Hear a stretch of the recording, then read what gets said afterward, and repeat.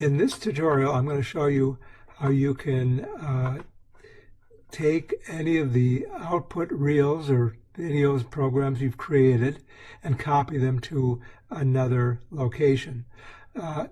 We use the file folder icon here again. So instead of adding, what we can do here is that we can actually hit the Shift key and click on that. And this allows us to select and copy files. So it's going to prompt us to the folder that the reels were made from. And some of these are subclips, some of them are edited reels. But let me just go in and change the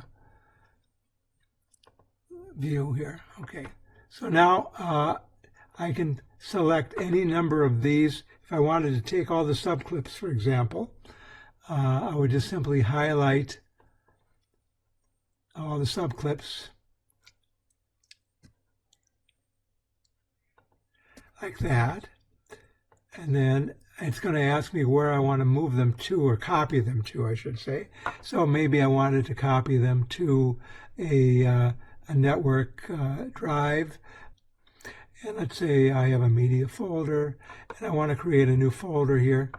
Let me just move that up, and we're going to call that folder basketball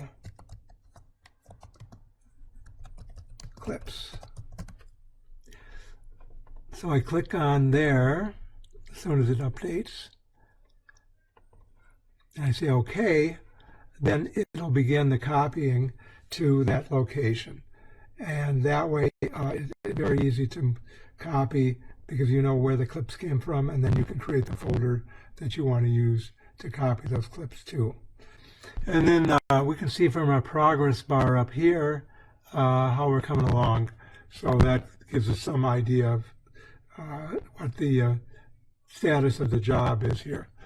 And as soon as this is done, we'll show you what the output folder or the destination folder files are. Okay, so we completed that.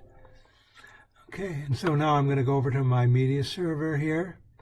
And we'll go into the media, and we're going to look for the basketball clips. And there are the clips. So that's how you actually utilize the tool to be able to copy your clips. As before, it has multiple purposes. You can use it to not only add clips to your current project, or you can actually use it to just open up a file to view it without adding it to the clips.